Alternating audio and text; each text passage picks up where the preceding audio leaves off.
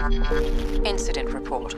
At 0300 hours, a number of Universal Dynamics robots were lost in a typhoon. Chance of recovery is unlikely.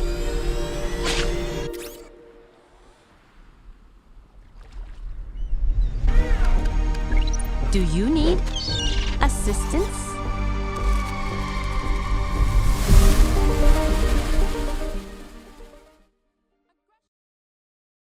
Wild Robots. So this is a joyous children's movie about a AI robot who's super intelligent, voiced by Lupita Nyong, and the robot crash lands on this island with loads of jungle animals and whatnot, and has to make its way in its trials and tribulations. It's joined on its journey by a fox called Fink, that's voiced by Pedro Pascal, and then it finds itself looking after a little duckling that is named Brightbill in the end, and it's very, very interesting. But Alex, what did you make of this movie when you sat down to watch it? Yeah, I mean, we've seen the trailer before, and we said, and actually it was very well received, and I was expecting quality of a Pixar film. So Wall-E is for one of the film that reminded me of with the Wall-E robot. So I was expecting any of that, and actually blew my mind how good it was. It was for the very first time in a long time I went into watching an animation without being impressed by the quality of the animation.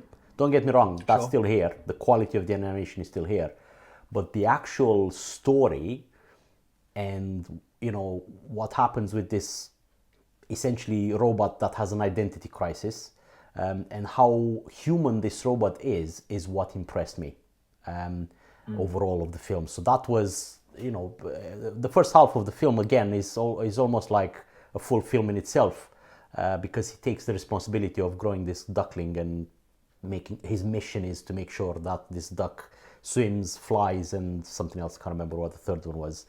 He makes it his mission, and that is essentially being a parent. But what were your first impressions, Baz?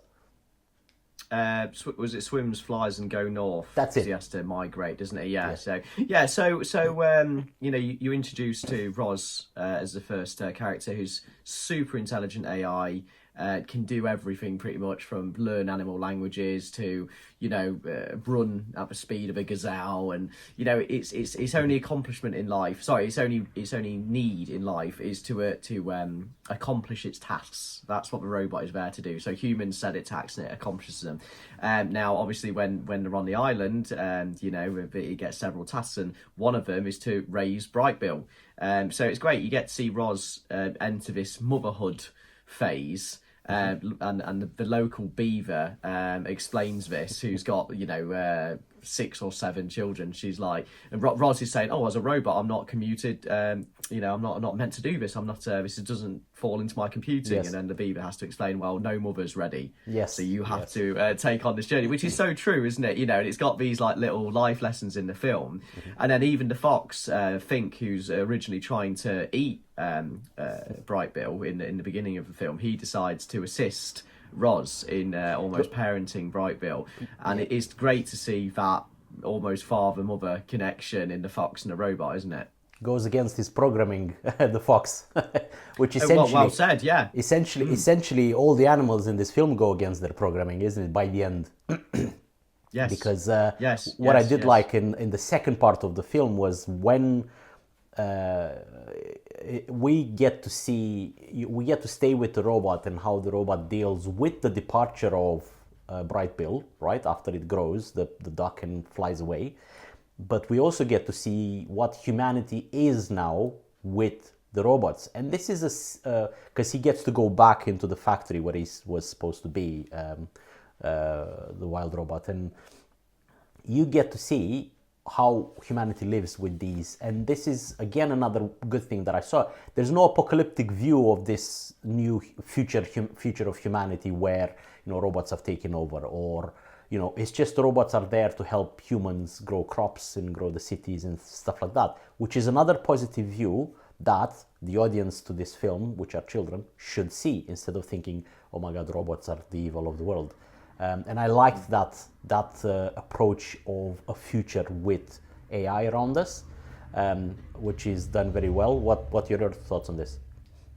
It's funny. It's funny you mention that, because obviously the scenes that we see, the robots farming land, is also the same scene that the animals come in and completely ruin it, isn't it? Correct. The other way around, yeah. they cause chaos, and then I mean the farms start being blown up, yes, because the robots don't want the animals there. So it's quite funny that the animals actually ruin that. But yeah, no, I think almost you can respect the ideas and the intelligence of the producers and the director of this film, because they're putting messages in there for children that also are relevant to adults. I mean, watching this film, you can take lessons from this film in terms of the power of love, and how to reset your programming, in the name of a goodwill, and even on the subject of AI, which obviously is very prevalent these days. It's got some good messages behind that. But are we meant to understand? Are we meant to really believe that Roz, as a super intelligent computer, has developed emotion? Is that one of the, because obviously she does, doesn't she? She develops emotion for Bright Bill. Yeah, I mean, and we're just meant to buy into that, are we? I mean, we can say that, well, not necessarily emotion, but almost like the ability to reprogram itself and understand, and the openness to understand the new criteria of her programming. So, if a mission is this, and if a mission is not attainable based on her current programming, then she has the ability to reprogram herself to achieve that mission. And in the meantime, learns adapts itself, as almost becomes human, adapts itself to the environment and the animals around them. But at the same time, what I did like was that by the end of the film, the animals accept the robot almost like a new species in nature. Because it literally says, I'm a wild robot by the end, and all the animals around it embrace her, and and she as a robot, finds its place in nature, which is again a message of acceptance, which the younger audience needs to see, and even the older audience. Like you just said, if you're different, that doesn't mean you're wrong or you should be disregarded. You're just different. Embrace the different and see how that can help the overall community, instead of thinking it's bad and throw it away. Sure. That's the general message of the film, I thought. Did you find otherwise? Yeah, no, I agree with that. And it's quite funny when you get to see also the animals that have to change their priorities and their lone wolfness. There's quite a good scene, isn't there, where they all have to congregate. Correct. In the den that Roz made. There's a big den and there's a fire in the middle, and essentially she throws them all in the den to hibernate, to survive winter. And obviously it's absolute chaos. It really is two cats in a bag, isn't it? But then is it the big bear in the end? He roars and gets everyone to stop, and he's like, we have to survive together in here, and pretty much, yeah. There's a speech by Fink as well, and Fink, obviously Pedro Pascal, he's probably the most selfish character in the film. He's always looking out for his stomach, and what he wants to eat and stuff. But he makes a great speech about how if we can't live together right now, we're going to die alone. And again, it's good philosophical talk about the ecosystem, yes, of climates and what have you, and that everything needs to work in unison with each other in nature. And obviously I know this isn't an ideal situation that we're all in the same house, but it's a good message about keeping ecosystems balanced. Otherwise things won't work. They all need each other to survive. Exactly. Even if that is eating each other, because that's what I like about the film as well. It's not very patronizing. There's quite a few scenes where animals just die or get eaten, and it's not even shone away from, is it? You don't see any blood or anything, but I kind of liked that, and it's not patronizing the children, is it? Exactly. It's keeping it a little bit real, even though these animals are, like you said, and all of them in the same den will be total chaos in reality. But I mean, the robot adapts to his new reality. Why can't the animals adapt to their new reality and become almost like a community, a band to survive, just to be able to get through the terrible winter that they're facing? So very good film, and I wouldn't be surprised if this gets nominated at the Oscars this year. just because it does what it'd be cinema well should do. deserved. That's what cinema should do to young audiences. Watch a film that will teach you something, and this teaches you a lot. So yeah, well done on that one.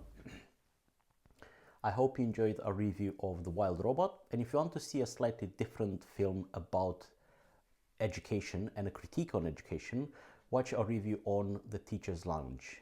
Thank you again for subscribing and liking our clip, and we'll see you next time.